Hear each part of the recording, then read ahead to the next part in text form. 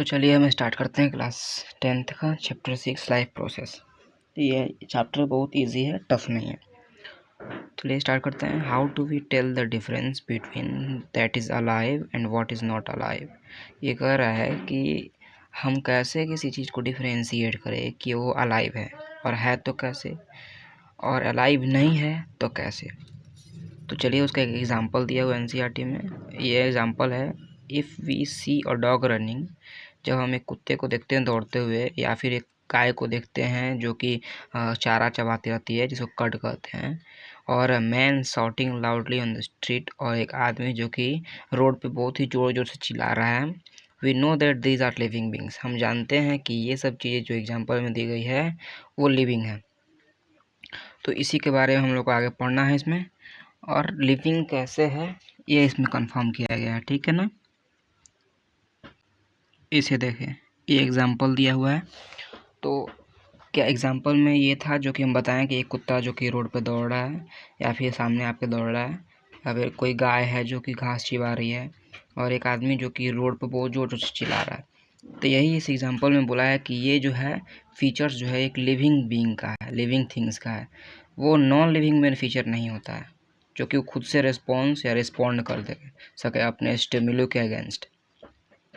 सो यही है लिविंग का कैरेक्टर। आगे चलते हैं, इसमें क्या क्या है वो पढ़ते हैं, ठीक है। तो आगे है, what is if the dog और द काऊ और द मैन वर स्लीप। क्या एक कुत्ता, वह गाय और वह आदमी सोता है तो we would still think that they were alive. तो क्या हम सोच सकते हैं कि वो जिंदा है। But how did we know that, तो फिर हम कैसे जानेंगे कि वो जिंदा है कि मरा हुआ है। तो we see them breathe and they were alive, हम देखेंगे कि वो ब्रीद कर रहे हैं एंड वो जो है अलाइव हैं, क्योंकि वो शो कर रहे हैं कि ब्रीदिंग हो रहा है उनके अंदर। ब्रीदिंग का मतलब सांस लेना और सांस छोड़ना, इसी को बोलते हैं breathing. Taking of breath and taking out of breath is known as, या फिर टेकिंग या inhaling of air inside the lungs and exhaling of air out from the lungs is known as breathing. तो आगे चलते हैं हम लोग इसमें। व्हाट अबाउट प्लांट्स, चलिए तो ये तो एनिमल्स के बारे में था। तो चलिए अब देखते हैं प्लांट्स में क्या है, कैसे समझेंगे कि वो जिंदा हैं या फिर मरे हुए हैं। How do we know that they were alive, कैसे हम जानेंगे कि वो जिंदा हैं फिर मरे हुए हैं। वी सी देम ग्रीन, हम लोग उसे हरे हरे देखते हैं प्लांट्स को। ड्यू टू क्लोरोफिल के कारण जो है वो प्लांट्स जो है हरा दिखता है। और एक फैक्ट बताता हूँ मैं आप लोगों को कि जो क्लोरोफिल होता है उसके अंदर एक मेटल पाया जाता है जिसका नाम होता है मैग्नीशियम, जो ज़्यादा मात्रा में पाया जाता है उसके अंदर, ठीक है। तो प्रोसीड करते हैं हम लोग। सम ऑफ अस विल से, कुछ कहते हैं, but what about plants that have leaves of colour other than green. तो क्या कहा जाए प्लांट्स के बारे में कि उनका पत्ता हरा ही क्यों होता है, इसका कोई कारण होगा। यही कह रहा है बुक में। दे ग्रो ओवर टाइम्स, वो लगातार बढ़ते रहते हैं। So we know that they are alive, time के साथ साथ वो बढ़ते रहते हैं, इसलिए हम उसको कह सकते हैं कि वो अलाइव है। सम विल से, कुछ कहते हैं, इन अदर वर्ड्स, दूसरे शब्दों में, जैसे कि we tend to think of some sort of movement either growth related और not as common evidence of their life. अब इसमें कुछ लोग कहते हैं कि कुछ एविडेंस है, जैसे कि प्लांट ग्रो करता है, या फिर कोई प्लांट को, एक सम प्लांट्स में जैसे कि टच मी नॉट प्लांट या फिर mimosa plant, touch me not का ही नाम होता है मिमोसा, ठीक है। तो इसके अंदर अपने स्टोमिली के अगेंस्ट रिएक्शन होता है, ठीक है ना। उसको जब छुएंगे हम लोग तो उसका पत्ता सिकुड़ जाता है, उसका टहनियाँ सिकुड़ जाती है। तो यही कुछ कह रहा है। But a plant that is not visibly growing is still alive and some animals can breathe without visible movement. कुछ प्लांट्स जो है जो कि ग्रो करते हैं लेकिन विजिबल नहीं होते हैं, जैसे कि कुछ एनिमल भी होते हैं जो कि ग्रो करते हैं लेकिन वो ब्रीथ करते हैं लेकिन वो विजिबल नहीं होता है। जैसे कि बैक्टीरिया वगैरह है, फंजाई वगैरह है, वो ब्रीथ करता है लेकिन वो उनका मूवमेंट हमें समझ नहीं आता है कि वो ब्रीथ कर रहे हैं नहीं कर रहे हैं, लेकिन फिर भी वो लिविंग होते हैं। So using visible movements as the defining character of life is not enough, इसलिए कि जो विजिबल कैरेक्टर है एक लिविंग ऑर्गेनिज्म का, वही सिर्फ इनफ नहीं होता है उसके लिविंग होने के मतलब एविडेंस के लिए कि वो अगर उसके अंदर सांस चल रहा है तो वो लिविंग है, रिप्रोडक्शन हो रहा है तो लिविंग है, यही सिर्फ मायने नहीं रखता है। उसके इंटरनल जो ऑर्गन्स है उसमें जो सेल्स है, टिश्यूज़ है, वो भी वर्क करते हैं, तो उस पर बात पाया जाता है। जैसे कि आप बैक्टीरिया को तो देखते नहीं हो, तो कैसे बता सकते हो कि ग्रो करता है या फिर लाइव है, लिविंग है? तो उसके भी कुछ कैरेक्टर्स हैं और उसके अंदर भी कुछ पाया जाता है मॉलिक्यूल्स, जैसे कि राइबोसोम, माइटोकॉन्ड्रिया, गोल्गी apparatus, ये सब चीज़ें। ठीक है, तो आगे चलते हैं। Movements over very small scales will be invisible to naked eye movement of molecules, for example. कुछ चीज़ों की जो मूवमेंट है वो हम लोग की आंखों से नहीं देख सकते हैं, क्योंकि वो बहुत ही छोटे होते हैं साइज में। जैसे कि मॉलिक्यूल्स का मूवमेंट सेल में जो मूवमेंट होता है मॉलिक्यूल्स का, वो हम लोग को नहीं दिखता है। For example, in this invisible molecular movement necessary for life, ये is this visible molecular movement necessary for life. ये क्वेश्चन कह रहा है कि ये जो मूवमेंट है इनविजिबल मूवमेंट, ये हमारे लाइफ के लिए एसेंशियल है? हाँ है। अब कैसे है, तो इसके मैं बताता हूँ मैं कि अगर कोई चीज़ का मूवमेंट नहीं हो एक सेल से दूसरे सेल में, तो फिर एक सेल से दूसरे सेल में एनर्जी नहीं जा पाएगा। अगर कोई सेल किसी चीज़ से शेयर करना चाहता है, जैसे वाटर का ही शेयर करना चाहता है, कोई एंजाइम को शेयर करना चाहता है, तो वो शेयर नहीं कर पाएगा।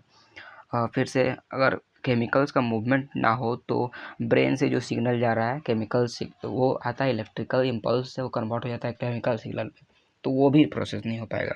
तो इसलिए हम लोग का लाइफ में मॉलिक्यूलर मूवमेंट की ज़रूरत होती है।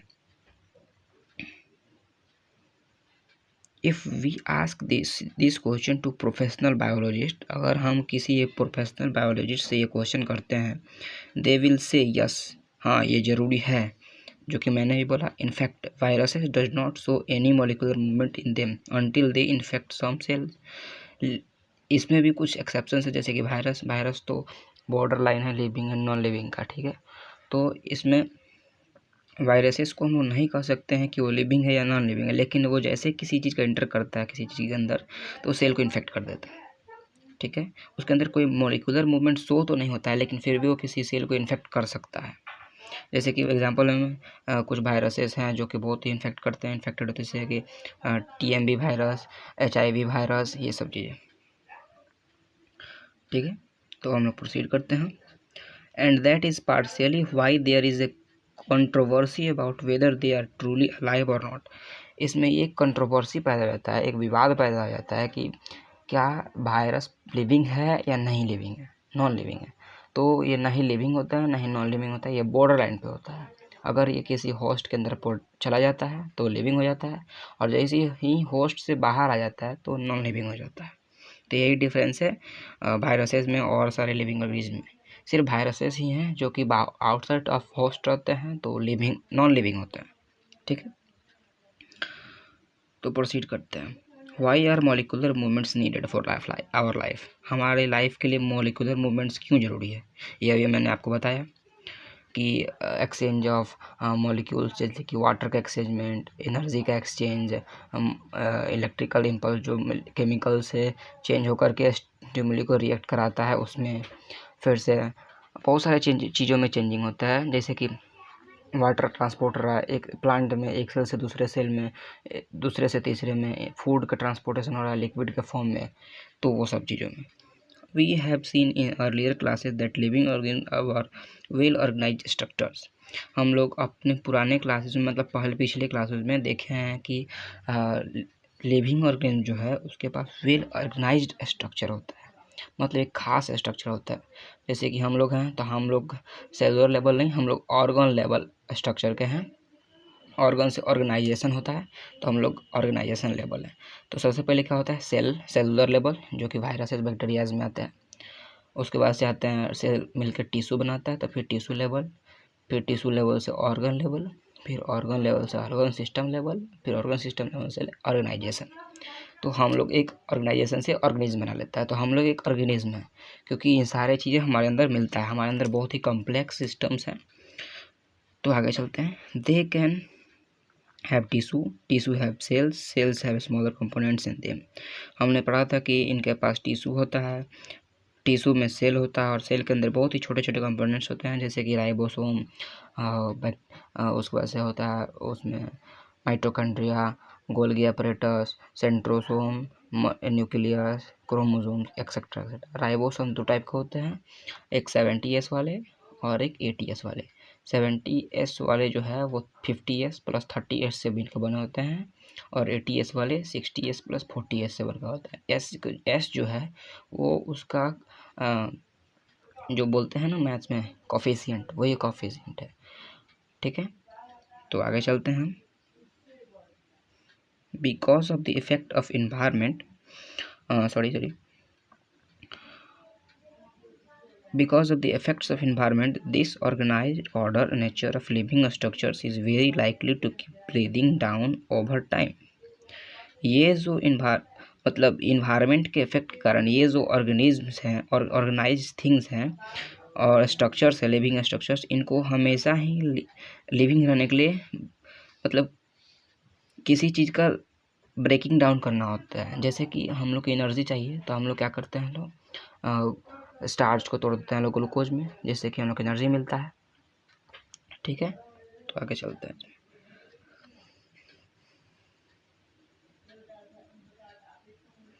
If order breaks down the organism will no longer be alive. अगर ये ऑर्डर जो कि बता रहा था सीक्वेंस, जो कि टिश्यू से सेल, सेल से उसका कंपोनेंट्स, अगर ये टूट जाए, अगर सिर्फ सेल रहे और इंसान में अगर हम लोग में अगर सिर्फ सेल रहे और सेल से हम चाहें कि सीधे ऑर्गन डालना, तो ये पॉसिबल नहीं है, तो फिर हम लोग सेलुलर लेवल ही में चल जाएंगे। ठीक है, तो इसलिए इसका ऑर्डर ब्रेक नहीं होना चाहिए। So living creatures must keep repairing and maintaining their structure. ये जो चेन कहने का मतलब कि ये जो चेन है वो टूटना नहीं चाहिए। अगर ये टूट जाएगा तो लिविंग ऑर्गेनिज्म फिर अपना रिपेयरिंग, मतलब सेल का रिपेयर, अगर कोई सेल डैमेज हो जाता है तो रिपेयर नहीं कर सकता है, टिश्यू डैमेज हो जाता है तो टिश्यू को रिपेयर नहीं कर सकता है। इसलिए ये मतलब इसमें लाइफ प्रोसेस में उनको यही पढ़ना है कि जो हम लोग के अंदर जो चेन बन रहा है वो टूटना नहीं चाहिए। अगर वो टूट जाएगा तो फिर रिपेयर नहीं कर सकता है कोई चीज़। लाइफ प्रोसेस में यही प्रोसीजर्स होते हैं कि अगर कोई सेल डैमेज हो जाए तो उसको रिपेयर करके फिर अपने पुराने वाले सिचुएशन में आ जाए। तो अगर जैसे कि हम लोग को कहीं चोट लग जाता है तो वहाँ पे सेल्स जो है वो डैमेज हो जाता है और डैमेज होने के बाद वो डेड हो जाता है। डेड हो जाने के बाद अगर वो फिर से रीन्यू नहीं हो तो फिर वहाँ का सेल डेड होने के बाद हम लोग का पूरा वहाँ से अलग दूसरा सेल सड़ने लगेगा, डेड होने लगेगा। उसके बाद से वो बॉडी काम करने बंद हो जाएगा। इसलिए लाइफ प्रोसेस बहुत ज़रूरी है। मॉलिक्यूल्स का चेंजिंग, मॉलिक्यूल्स में चेंजिंग, मॉलिक्यूल्स का ट्रांसफ़र इज बहुत ज़रूरी है। यही इसको रिपेयर करने में मदद करेगा। तो आगे चलते हैं हम लोग। Since all these structures has made up of molecules, और इसीलिए ये सारे जो जितने भी स्ट्रक्चर्स वो मॉलिक्यूल से बने होते हैं। अगर मॉलिक्यूल से नहीं बने होते तो फिर वो रिन्यू नहीं होते। डायरेक्ट ऑर्गन से तो कोई चीज़ बनता नहीं है, वो सेल से टिश्यू, टिश्यू से फिर ऑर्गन बनता है। तो वो चीज़ इसमें प्रोसीजर चलते रहते हैं। अगर ये ऐसा नहीं होगा तो फिर वो रिन्यू नहीं हो पाएंगे। तो आगे चलते हैं हम लोग। They must move molecule around all the time. What are the maintenance process in living organism? Let us explore. कौन कौन से मेंटेनेंस प्रोसेसेस होते हैं लिविंग ऑर्गेनिज्म में, चलिए उसको आगे देखते हैं। तो मेंटेनेंस प्रोसेस में बहुत सारा प्रोसेसर होता है, 11 प्रोसेस होता है। जैसे कि आप जैसे कि सबसे पहले होगा कि आपको कंट्रोल के लिए दो नर्वस सिस्टम, फिर ब्रीदिंग के लिए, तो ब्रीदिंग के लिए होगा आपको रेस्पिरेटरी सिस्टम, फिर सर्कुलेशन सिस्टम, फिर डाइजेशन के लिए डाइजेस्टिव सिस्टम, फिर बॉडी स्ट्रक्चर के लिए स्केलेटन सिस्टम, फिर उसके ऊपर मसल का कवर तो मस्कुलर सिस्टम, फिर एंडोक्राइन सिस्टम, हार्मोन के लिए एंडोक्राइन सिस्टम, एंजाइम्स के लिए। ये सब प्रोसेसेस चाहिए हमको। मतलब ये जो कुछ प्रोसेसेस होते हैं हमारे अंदर, ये सारी चीज़ लाइफ प्रोसेस में होते हैं। तो लाइफ प्रोसेस का डेफिनेशन होता है all the processes done by या फिर occurred in a living organism is in for maintaining their life is known as life process. मतलब सीधी बात है कि लाइफ को मेंटेन करने के लिए जितने भी प्रोसेसेस होते हैं लिविंग ऑर्गेनिज्म में, उसी को कहते हैं लाइफ प्रोसेस। अगर वो ब्रीदिंग नहीं करे एग्जाम्पल में तो फिर एनर्जी नहीं बनेगा तो वो जीवित नहीं रह सकता है। अगर खाना नहीं खाएगा तो फूड इंटेक नहीं करेगा तो फिर वो फूड तो एनर्जी कहाँ से उसको मिलेगा, इसलिए उसको फूड भी चाहिए। लेकिन फूड में से भी कुछ ख़राब चीज़ें निकलती है, अवशिष्ट पदार्थ, जिसको हम लोग फीजेज भी कहते हैं, और यूरिन बोलते हैं, जो कि लिक्विड फॉर्म में होता है। और फीजेज जो है उसको बोलते हैं हम लोग सॉलिड फॉर्म में, जिससे जो कि फूड से निकलता है। तो इसके लिए एक्सक्रीटरी सिस्टम भी ज़रूरी है।